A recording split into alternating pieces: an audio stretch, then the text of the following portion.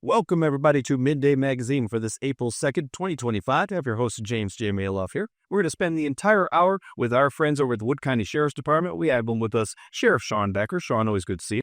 Great to see you. Always a pleasure to be here. Thanks for the time. And you brought in Lieutenant Wagner, who's been with us before. Thank you for being here, Lieutenant. We appreciate the time, as always. Good morning. And I will be honest with both of you. You have all my respect, all my admiration. At the same time, all I want to do is talk to Lola, because Lola is here as well from the King 9 unit. Is that correct, Lieutenant? That is correct. Talk more about that in a moment, I imagine. But where'd you want to start, Shawn? Let's start with the jail. Again, people probably used to, us talking about it, but we had a big move on Saturday, the 22nd, working with Susanna and then jail captain Ten Ashbeck. We're getting closer and closer to getting the opportunity to occupy the new facility. So we looked at it and we picked the 22nd being a Saturday. It worked out best for us. We knew that we were going to have to either do it on a weekend or an evening, some sort of evening when the courthouse is closed. So Ted and Susanna put together a plan like, okay, this is how we can accomplish getting everybody moved from the old jail into the new jail. Fortunately, the facility is connected. And so we just basically utilized, our staff, and many of our correction staff made sure they were all in place. And then we had, deputies that had come in. All of our administration team was there. We had several K9 units there. Made sure that all the law enforcement agencies were aware that, hey, this is what's going on. Same with the fire department, just in case we wanted to make sure that all the contingency plans were in place in case something happened. And I tell you what, everybody did an awesome job. We moved probably about 10 people at a time, and we had 101 inmates to move, and we accomplished that in about 4 hours. So, and it's really all about the staff, and having that plan in place ahead of time. We were meeting, I think, daily, 2 weeks before we picked this date. Harry, that's the story. What do we need? How many people do we need? Again, talking about contingency plans, when are we going to move all the inmates from Wapaka? And I don't think you bring out all the inmates from Wapaka are now within this facility. So everybody should know that we will not be paying out-of-county housing, at least in my lifetime. Right enough, we have to. It's going to be way, way down the road, and I really don't think it's ever going to have to happen again for Wood County. I only had a couple questions for you today because you bring so much to the table always, but that was one of those. I was curious about that, how that was developing, and we're already there. Yeah, there. And that was the pre-planning. I thought initially that we would bring all the inmates from Wapaka back first, but then talking with Susanna and Ted, it made more sense. Hey, let's get everybody from the old facility into the new one, get operational, and then bring them back gradually. They did an awesome job we contracted 75 inmates per day. And what we have been doing, Wapaka has been a great partner. They'll charge us whatever we had for inmates there. And so like the last, I'd say month, so even longer, we kept bringing more people back. So we knew when we got to that date, the goal was April 1st. We're not going to have anybody in Wapaka anymore. And they accomplished that just by kind of gradually bringing back here. Our inmate population went over 100. That's a lot just in our facility. But what we were doing is bringing people back. I think once we occupied with the inmates that were in our jail, we were down to like the low 40s. So Carrie Stern did an awesome job. She's our main transport officer. That had been going back and forth to Wapaka numerous times a day just to make sure everybody stayed back. It's really good news to hear. And especially considering, for decades, this was a big part of the argument of why we needed a new jail. To see this happen, and I can't speak on this on timeline-wise, but to me as a citizen, it feels relatively quickly that not only the process happened, but even getting this done seemed to be happening. So a credit to everybody involved. Yeah, it's been the time to really reflect on that process that, you and I have talked about for how many years? 7, 8, and yeah, it's been a while. It's been just something that makes it surreal in a way. And like I've always said, and, hopefully people aren't sick of me hearing about it. I was talking to one of our court county board members this morning, Al Bry, and over a different situation, and I just gave him an update, and then just to show the appreciation that we all have, not just me, but our entire staff have for our county board doing what they did, and then just getting the opportunity to reflect on, okay, how it started, and it was just a true testament to and a compliment to our county board members, and I call them, that's really, because he goes, I didn't really get much, opposition. I go, what does that tell you? That tells you that what we did and what he did, because he was on our ad hoc committee as well for the jail, getting out in the community and explaining the reasons why, the needs, and what's been going on for so long.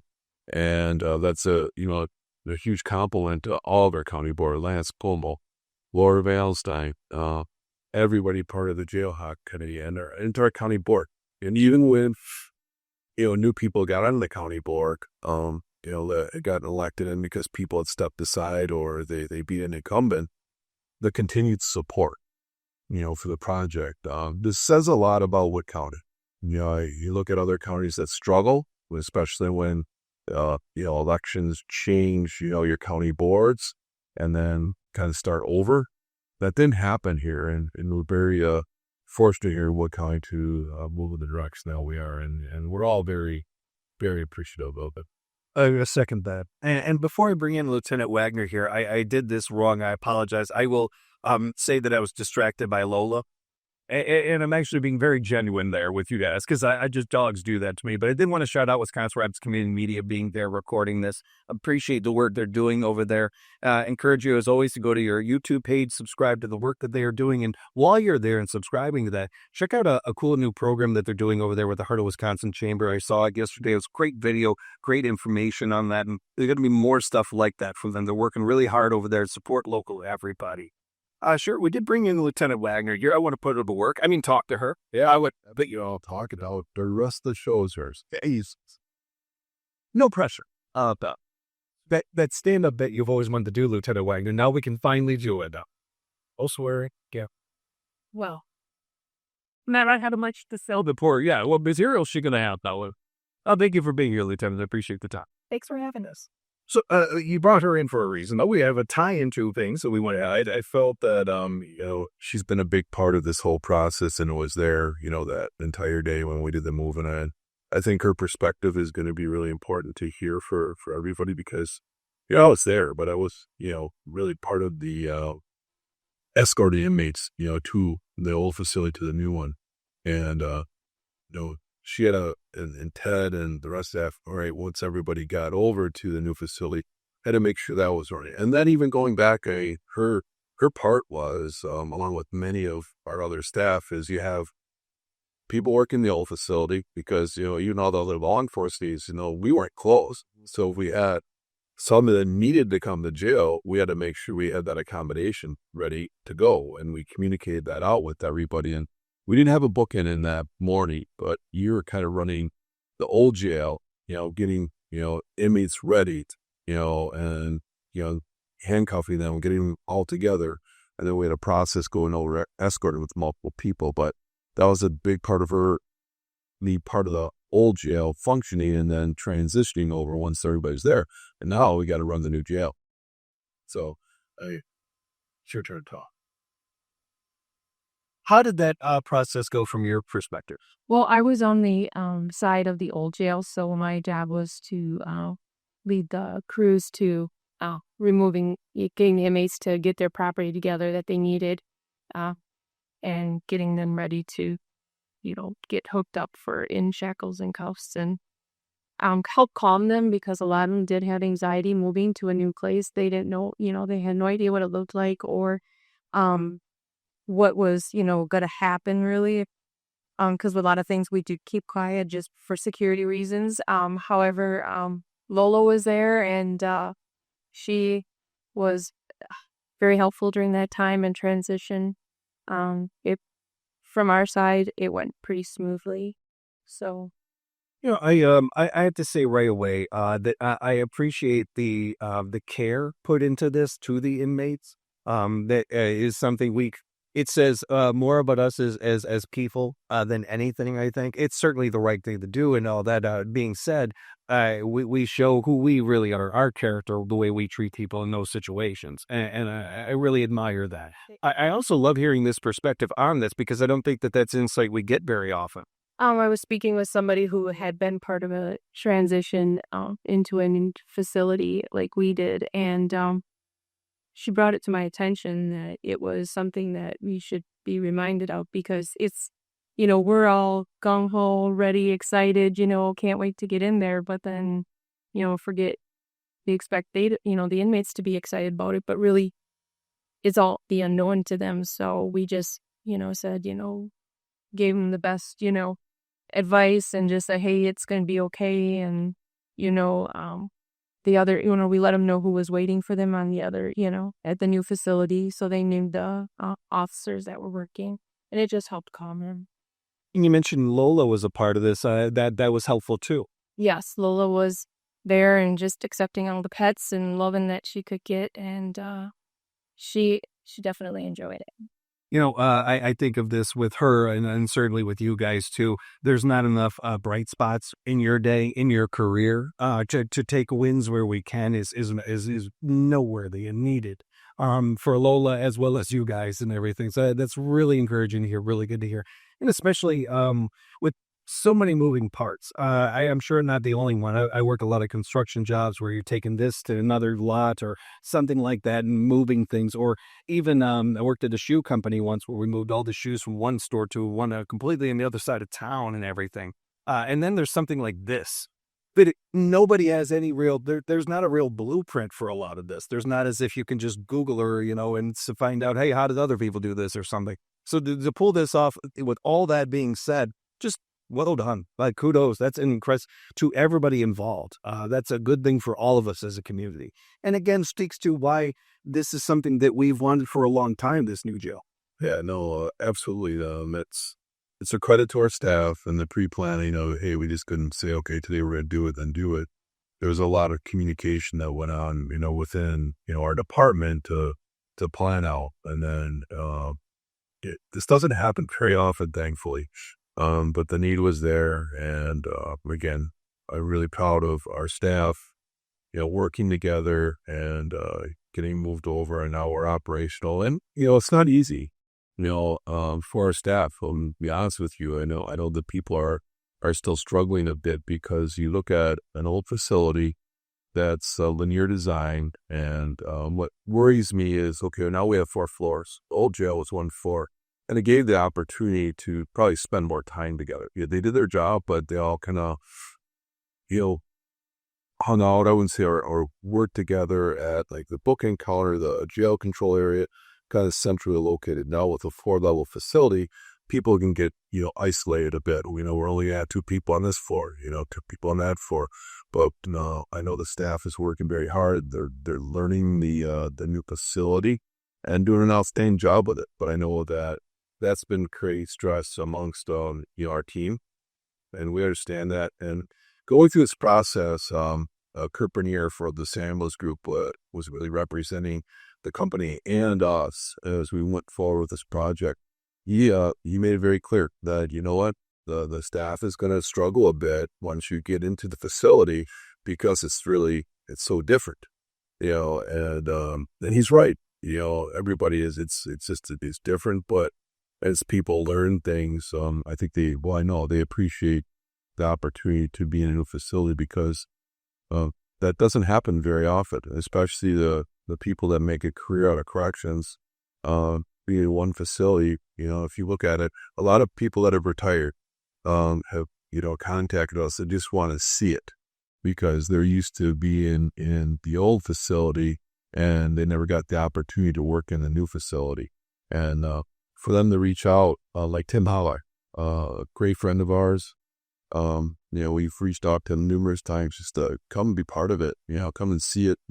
I think he wants to spend more time in the old jail and take some pictures up because that's, where honestly all his memories are, but I think he also appreciates the fact of, putting in over 30 years in corrections and then, having that next step in life, that awesome retirement that you saved up for. but you still want to be a part of it. And says a lot about the individual, and I appreciate Tim wanting to be a part of it, but he's not the only one. A lot of retirees have reached out, throughout this whole process and just want to, walk through. Kurt Hoyer, one of my mentors, has gone through the facility a few times, and with his connections at Mid-State Technical College, bringing in, new recruits, and kind of showcasing, what's going on here in our hometown in Wood County. He's gone through several times, and he went through this process when he was sheriff, around 2000, and, it did pass them on the finance part, but the county board then knew the need was there, and, the need continued until we got here today. But, big shout out to Kurt and still wanting to be involved in this whole process. Like I said, there's a lot of people out there that we remain in contact with, and they always look at it, with a retiree, when somebody gives their, 20, 25, 30 plus years of their life to public service, especially in Wood County, they're always going to be part of the team, and they're always welcome to come back and see the place, hang out with the staff. I mean, you have to look at that's a big chunk of somebody's life. And, we've always talked about the mental health and wellness of us and how important that is, but you can't forget about the people that once they do, close that chapter, open up another one, you still have that all those chapters behind you from the career that you just can't walk away from. And I think it's very important for, if they want to, for everybody's own mental health after they get into that retirement age, they still have a connection with our team. And people know that anybody that retires from our agency knows that they're always welcome to come back anytime they want. And most recently, and you had Doug on here last month, Doug Christensen is now retired, and that was a tough one, for me personally, because he started after me, and we had a strong working relationship and friendship, and that foundation of the mental health stuff that we've talked about. That's huge. And at his retirement party, he brought up, you look at somebody's legacy, and a legacy is something that I look at. What did you do, not for yourself, but for other people within the, organization and the community? And he crushed it. You look at that mental health, picture that, just was not there at the start of our careers. And then to really focus on that as somebody that is at the ground level, as a deputy sheriff, building upon, the needs of the community. And then now, take it one step beyond that, the needs of the organization, and that was so, it was tough at moments, but it was a great thing to brag about, and a great thing to say, that's a legacy, the impact that you can truly say you made a difference in people's lives. That says a lot about a person that wears a uniform. So we're going to miss him, but, he built the foundation that will never go away, no matter who is in the next positions that we have. It's established. I don't see it ever changing, because that's what the community expects, and that's where we expect as public servants to be taken care of as well. On that level, it's certainly a positive, and there's no lowering the bar. On the mental health end of things, I talk about this a lot. There's no putting the genie back in the bottle. We've gotten to this point, and we're not going back. That's very encouraging, and it's because of people like him that really got us to this place, and like yourself and your staff, and the people who are like-minded and thinking on this level. Throughout this process, you mentioned this earlier, we've been talking about this for years. One of the things you mentioned was, referencing or talking to other people in other communities that had jails built or were working to.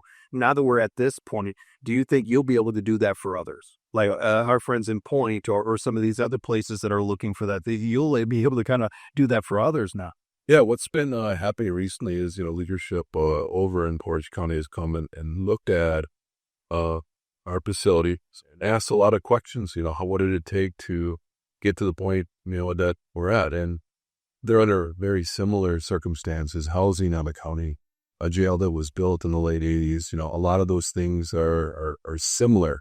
I think what happened there is, some changes to their county board, and they had to reel it back and talk about it some more so people can understand that, that the need is there, and you can't walk away from it. I'm sorry. A jail's a necessity, and it's really what you do with it when you build it, and you have to look at it, what are the community needs, and how does that fit within your community? Like for us, part of it is not just the inmate population, and not about county housing. That's a big cost, but you have to look at the other needs of the community as well. And that's where Susanna does an awesome job. She oversees most of our inmate programming and going out in the community and saying, okay, what do we need, to help people that are incarcerated? They're an inmate. They made a mistake. They're going to be in jail for a while and do their time, but they're going to go back to the community. You're going to get released. All right. Now, what can we do while you're in custody to help that individual out to make sure they don't come back? And that's a big priority of ours. And she does an awesome job of, I think what we found out is there's a lot of people out in not just Wisconsin Rapids, but throughout the entire county that want to come in and help. And that was something that I learned in the position that I have now, being that I wasn't a corrections background, but I've learned a lot throughout, the years of being sheriff, that there's people out there that want to come in and help. A lot of our churches want to come in, but we have to sometimes put the brakes on and say, okay, we have to go through guidelines. People have to pass background checks, and now we have a facility, which is really exciting as we can expand our inmate programming. But there's so many partnerships out there that, I didn't really know. Mid-State's been phenomenal. We've got something that we're building upon just with the culinary program, that they're going to be able to come in, and inmates, if they want to, and work in our trustee program, they'll have the ability to earn credit. And I think that's pretty huge. Yeah. Just one thing.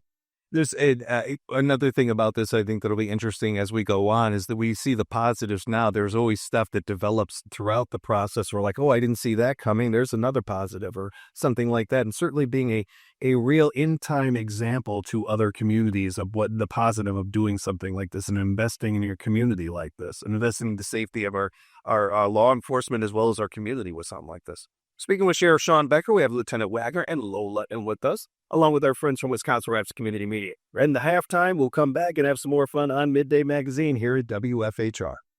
Welcome back, everybody, to Midday Magazine, April 2nd, 2025. I have your host, James, here in part 2 of our interview with Sheriff Shawn Becker in the Wood County Sheriff's Department. We have Lieutenant Wagner in with us with Lola, as well as our good friends from Wisconsin Rapids Community Media hanging out with us today. Shawn, where'd you want to go next? We got a couple of directions we can go here. Yeah, just so the public's aware, if you haven't visited the courthouse yet, the new entrance now is open. That started on Monday the 24th. So we're already over a week into that. We decided to do that. Everything was ready. We got everybody moved into the new jail. So figured that was the next step. And Lieutenant Brian Peterson, who oversees the security services for the courthouse, did a really nice job, organizing that as well. Getting the opportunity to, hey, this is going to happen. It did. So just so the public's aware, the new entrance, there isn't a big change. It's still on the front or the good directions here, west side of the courthouse. It just moved a little bit to the south, but you can't miss it. We're signage out there. So it's another nice, for me, a focal point in coming into the facility. And the way it was designed, you're now walking into a glass atrium. So you come in through, security, go through the scanning process. You see the new sheriff's department on the right, the jail, and then the courthouse done over to the left. But it was a really nice way to combine the both buildings. So I think when people come in there, just come in and enjoy it. If you need to go in the courthouse, just go through the scanning stuff and head to the left. If you need to see somebody at the sheriff's department, go to the right, and we'll help you out. But that's just an important thing to note. If you haven't been in the courthouse, stop by, even if you don't really have a reason. If you want to stop over and just see it. I encourage people to do that. Yeah. Also wanted to mention the CIT and touch on it. Yeah. As we talk about, Doug, and the mental health initiatives that we've incorporated throughout the many years, we're our 14th class of CIT, Crisis Intervention Training that NAMI supports. And that's very, very impressive. And again, that started off with that conversation with Doug Christensen and Katie Says, who at the time was overseeing crisis. And just to see it build, 14 classes with an average of about 25 law enforcement officers or corrections officers, dispatchers. You look at the impact throughout the years of this extremely important training. I think it's probably the most important training law enforcement can get after they start in their career. But you do the math. 25 average, 14 classes. We're over 350 people. Somewhere around there. And then you look at those 300 and some people that are now at working at law enforcement agencies with what they learned and they're applying it. Look at the impact that has. It's another braggable. Yeah, it's just another awesome thing to brag about. And then that partnership that we have with NAMI and then getting to, we've got 2 deputies that were named by NAMI CIT officers of the year. One obviously being Doug Christensen, and then another one, Alicia Brundage, at our department, based upon the work that they've learned and the work they do out in our community and being recognized by NAMI. That's huge. Well, it is all part of what we've been doing with CIT throughout the years, and now with this class, which I thought was extremely impressive, is talking with Katie and Alicia's helping organize the class just retired. Now we've got people representing fire departments coming into it. Just so you're looking at the outreach is not now exclusive to law enforcement, but the importance of this training now is reaching out into fire and EMS, first responders. So just another just awesome thing that's going on. I'm looking forward to this training continuing. And next year will be our 15th class, and just look at the how many people have been impacted by the training. We've gotten all of our sworn deputies through it, and we're probably about halfway through our corrections officers. Yep. We're not there. All of us in this room are maybe from different generations or different ages, but we all grew up with in the era of, just rub some dirt on it and walk it off. No matter what we're talking about, a broken leg or a bad day, that's what you did. I think that while we can take a lot of positives from this in society, to hear different industries and different areas where it's happening there too, is these other wins we can take when it comes to this subject, when it comes to mental health and focusing on that. I think one of the things that I've admired and I've appreciated so much is I come from a family. We've been talking about this since day one, mental health and how it means. My mother and father were affected by this in different ways.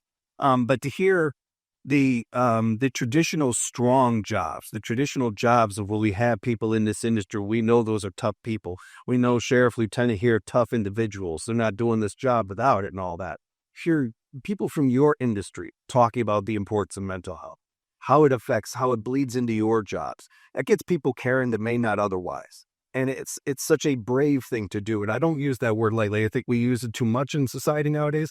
I use it where I think it fits. I find it brave. I find it to be one of the stronger things you guys could do for yourselves and your colleagues. But to take that also to the initiative of what we've talked about, our oldest conversation of ending that revolving door, instead of just being, hey, you messed up. Let's add 10 years to your sentence. That'll teach you. No. Why did you do this? What's going on with you? What's going on between those ears? This is how we make a better society. This is how we do these things. And we're in the ground, level of this. And a future we're doing this now, so hopefully future generations, this is nothing for them to think about. This is just everyday life, thinking about mental health and thinking about how this affects this industry or that industry. It just, you mentioned legacy earlier, and it got me thinking about yours a little bit. And I hope, because you ain't going nowhere, but I do hope that you have a chance to take, again, these little wins from time to time. And just even maybe in the morning as you're putting on your gear and you have a second to think about this, and like, man, we've accomplished some stuff. There's work to be done. I'm not saying that, you don't get to take your foot off the gas, sir. But I hope the new jail or some of these things that we're talking about, this isn't just stuff that helps here or there or one niche part of our industry. Talking about our society, our community, this helps. Not just you and your staff, not just us as citizens, all of the above. it feels good, and I don't think we often get a chance to just take a step back and have that perspective of, all right, we've done something here. We're accomplishing something here. Yeah, and you nailed it with it's not my legacy, it's a we thing. It's what did we do? That's what's important to me in the position I have is what we have done, throughout the years of anybody's career. What have we done? It's interesting with the move, finding things. Being here, coming up close to 30 years, somebody you brought a box of stuff over to me that I didn't know it existed. And then you find your old resumes and, other things that I was part of, during my career, like our special response team and finding pictures of that and stuff. And Scott Drew is, recently going to be retired from the Port Everest Police chief position and great friend of mine. And his career starting at the sheriff's department and then working together, from training to being on the special response team and then seeing, a friendship, all part of that.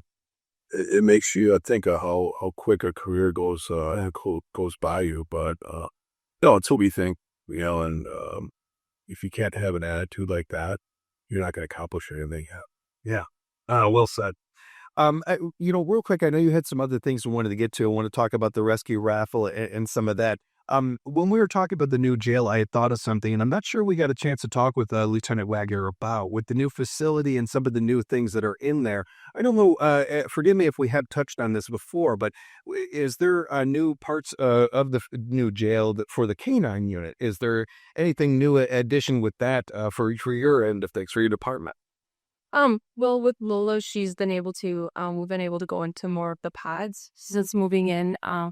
The setup is just it's easier. It's more friendlier for her to move from block to block, or pod to pod, I should say now. But it's just there's a bigger area for the inmates to, be around her, and she's she's adapted well too. I was going to ask, yeah, that sounds like him. Yes, she's got a lot more freedom in there. Animals are a great leading example of that. I think sometimes I've noticed this a lot when you move into a new building or new house or something like that. The animal adjusts so quickly because animals, that's just what they do. They adjust. They adapt so well.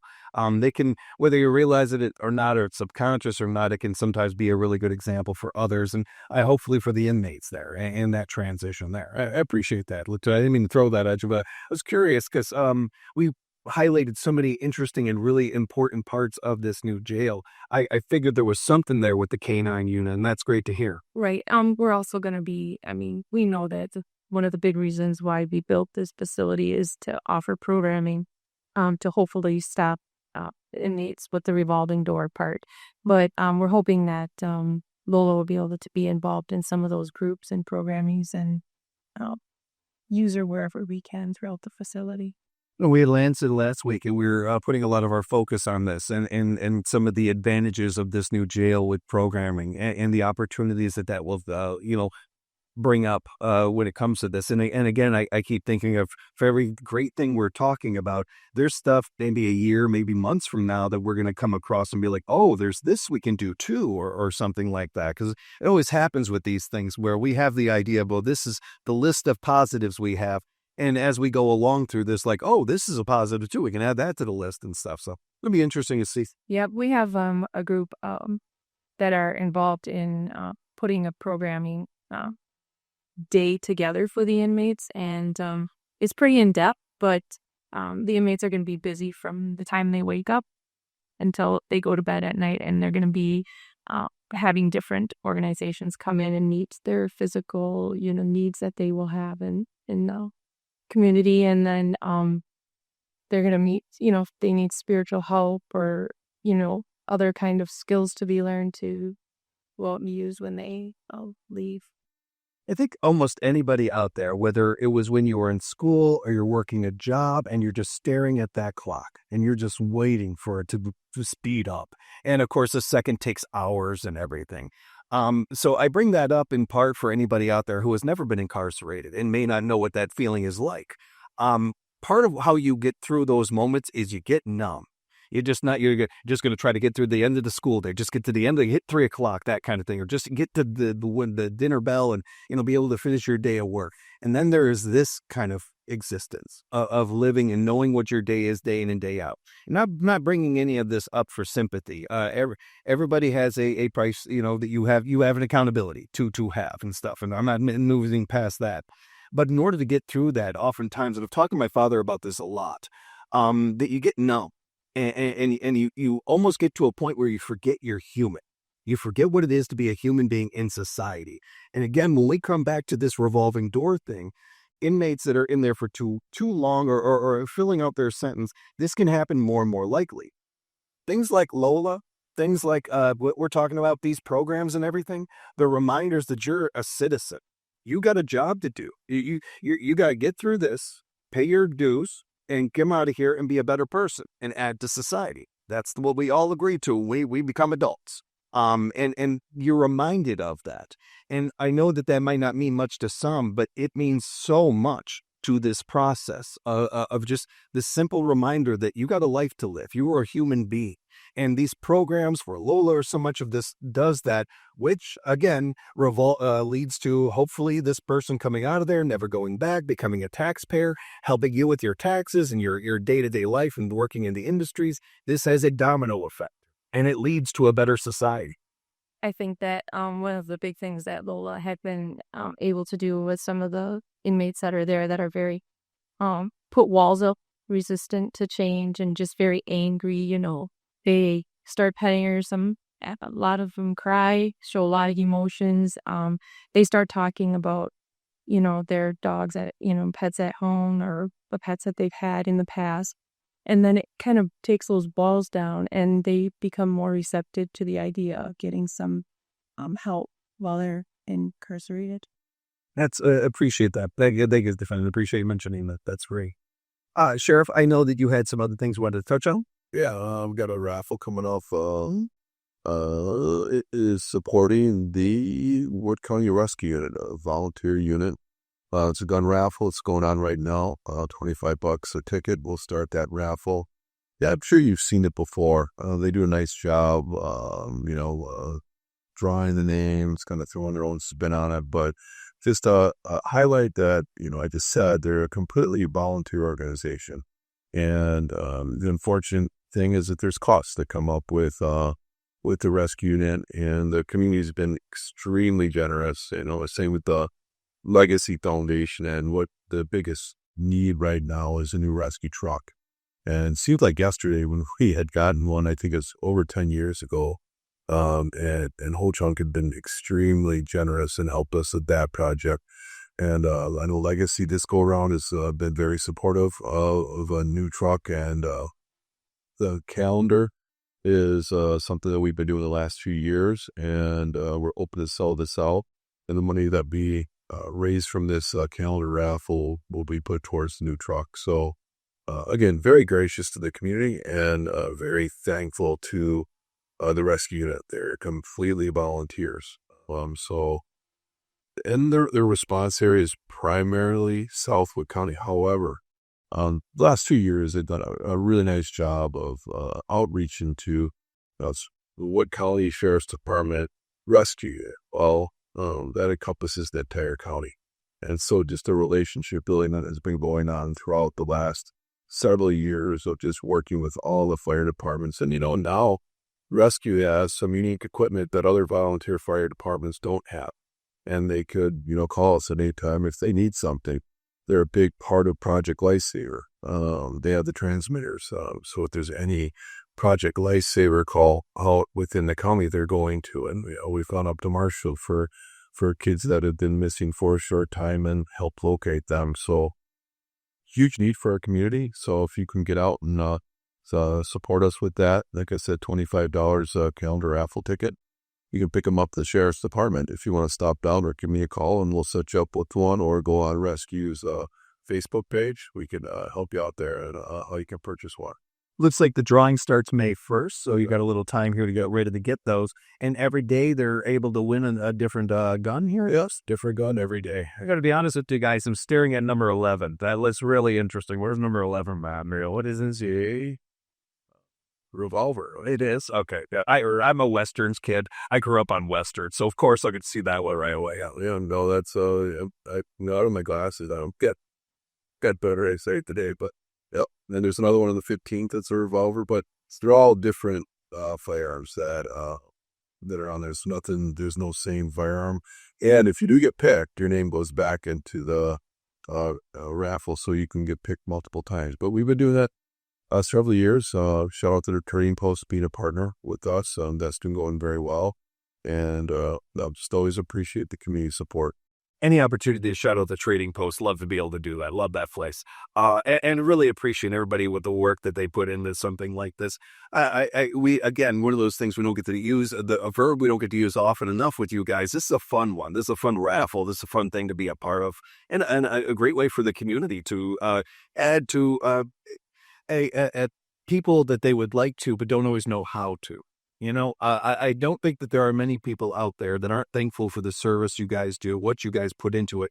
Don't always know how to word that or how to, there's also not a ton of volunteer or opportunities, not necessarily some of those things. Here is a great one every year that we kind of have an opportunity to, whether you win something or not, you win just by buying that raffle. So yeah.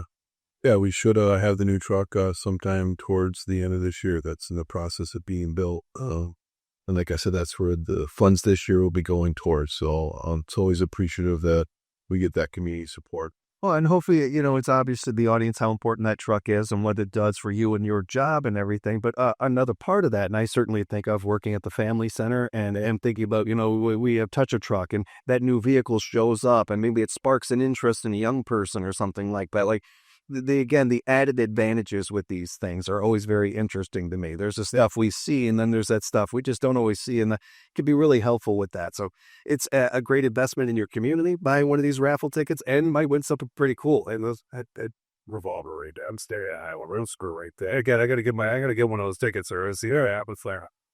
As we're wrapping up, got about a minute left. Anything else you wanted to Also, shout out to our Acacia Foundation that does the fundraising for our K9 unit. Craig Carpenter has stepped aside from he's one of our board members. He's one of our founding members. So a big shout out to Craig and the vision that he's had, for several years. The foundation started many, many years ago with many Mason members. And he's, like I said, was a founding member working with, then Sheriff Thomas Riker.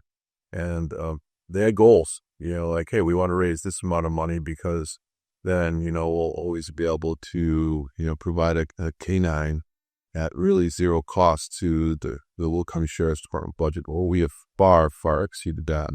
The money that we've raised, especially in the last couple of years, have been putting us in a position that, hey, we have 5 dogs. That's a lot for an agency the size of ours, but they're all supported by the community. And the big one is here with us, Lola. We really looked at focusing on the mental health initiatives. How do we, get our K9 unit into fitting with those initiatives? And it's a great story. I know I have 30 seconds, but, when we got the opportunity to get Lola, sitting, talking with Susanna and where was that going to fit, it's perfect for our jail. It's absolutely perfect. And then Susanna does an awesome job getting out in the community. Not only is, working in the jail, but getting out and, doing presentations has been just a huge thing. So big shout out to Craig. Thank you so much for what you've done with this foundation. You're a big part of why we're in the direction that we're going. So thank you to everybody that's part of the Acacia Foundation as well. Mm-hmm. Continuing that, thanks. We want to thank our great friends over at Wisconsin Rapids Community Media hanging out with us the past hour. Always appreciate that. Get to YouTube, subscribe to their page, Wisconsin Rapids Community Media, and support local. Lieutenant Wagner, always good to see you. Thank you so much again for being in with us, and you know how much I appreciate Lola. I'm surprised I was able to pull this interview off, actually. I'm a little proud. We appreciate you, Lola, as well, and a big appreciation to you, sir. Sheriff Becker, always appreciate the time and what you guys are doing in our community. Be safe out there. We'll talk again next month. Thank you. We'll have more Midday Magazine lined up for you coming up here at WFHR Local Drone Radio.